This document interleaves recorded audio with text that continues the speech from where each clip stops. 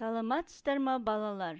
Бүгін міне біздер алғашқы 4-ші тоқсанды қашықтықтан оқытуды бастап жатырмыз. Алғашқы сабағымыз қазақ тілі.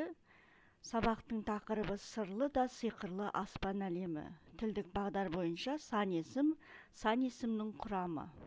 Ал енді сабағымыздың негізгі оқу мақсаты.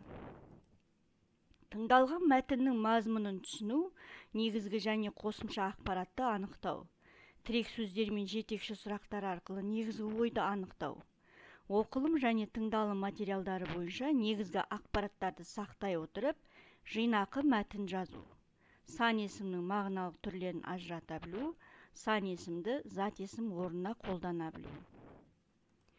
Бағалау критерийі. Оқушылар мәтіннің мазмұнын түсінуде негізгі және қосымша ақпаратты ажыратып, сырлы да сиқырлы әлем жайлы негізгі ақпаратты сақтай отырып жинақы мәтін жаза алады. Өз пікірін білдіре алады. Осы сабағымызды бастамастан бұрын балалар сіздерге мынадай ой түрткі сұрақтарға жауап берулеріңізді сұраймын. Бірінші сұрақ. Аспан денелері дегенді қалай түсінесің? Екінші сұрақ. Аспандағы қай жұлдыздың атын білесің? Олар неге солай аталады? Менің жұлдызым жоғары деген сөз қай кезде айтылады? Оның себебі неде?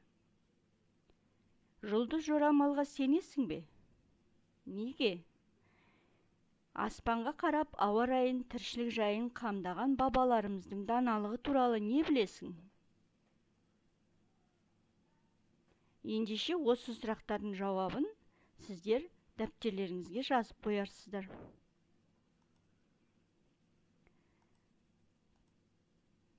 Келесі ашық микрофон әдісі арқылы балалар сан есім заттың саналу, санын, ретін, мөлшерін білдіретін сөз табының бір екендігін білеміз. Жалпы қазақ тілінде 9 сөз табы бар болса, осы сан есім зат есімнің орнына жүреді. Сұрақтары қанша, неше, нешеу, нешінші деген сұрақтарға жауап береді. Құрамына қарай сан есім дара және күрделі болып екі түрге бөлінеді. Ал енді сол дара сан есімдерге мысал ретінде алатын болсақ, 10, 20, 5, 1 деген сан есімдер жатады. Ал күрделі сан есімдерге құрамында 2 немесе одан да көп болуы мүмкін.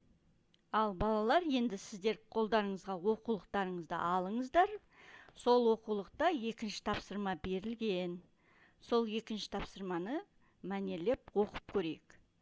Ақшам түссе қанат, ашық түске қарап, күбірлетіп ернін жатыр жұлдыз санап.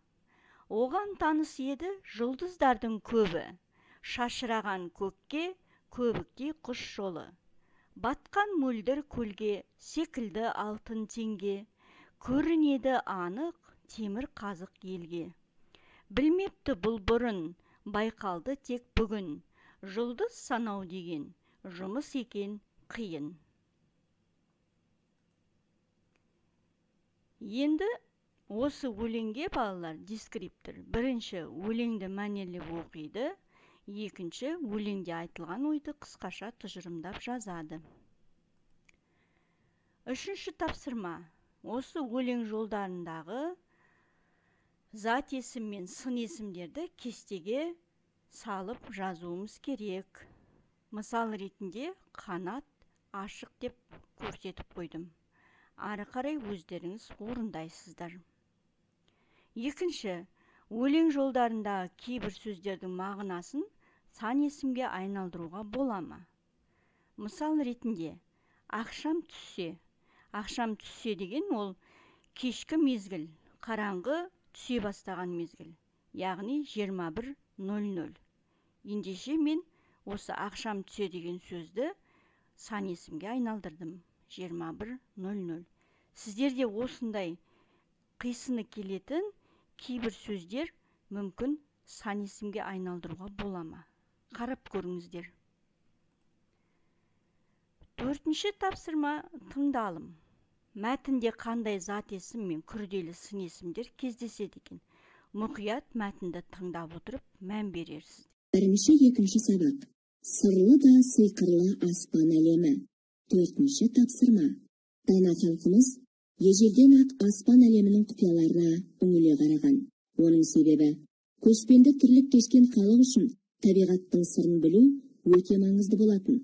Ал аспан сол табиғаттың тылсым сырларын бойына бүгіп жатқан, құпияға толы сырлы дүниенің шексіз де шетсіз кеңістік әлемі екені сөзсіз. Жадыраған жаз мезгілін жайлауда, боранымен қыспақталатын қыс мезгілін қыстауда өткізетін аталарымыз зеңгір көктің тылсымына терең бойлап, сол арқылы күнделікті тіршілігіндегі әрекетін жоспарлаған. Қашаннан да төрт түліктің бабын жасай білген халқымыз оларды әрдайым қоңды ұстау үшін табиғаттың тосын құбылыстарын алдын ала болжап, әрдайым дайын болып отырған. Қауіп қатерді алдын ала сезген олар тіршілік қамын жасап, қорадағы түлікті ешбір шығынсыз аман өсірген. Ешқандай обсерваториясыз, ешқандай техникалық құралдарсыз-ақ көктің тілін түсінген қазақтың қабілеті еріксіз таңғалдырады. Табиғат жайлы білім жинақтала келіп, тұтас бір ұлттың дүниетанымына айналады. Мәтінде қандай зат есім мен күрделі сын есімдер кездескен біз жаңа мәтінді тыңдап алдық қой балалар. Енді соны анықтаймыз. Үйге тапсырма ретінде балалар, мен 151-ші беттегі 5-ші тапсырманы берем. Яғни жаңағы тыңдалған мәтін мазмұнын өз сөздеріңмен баяндап жазып келесіздер.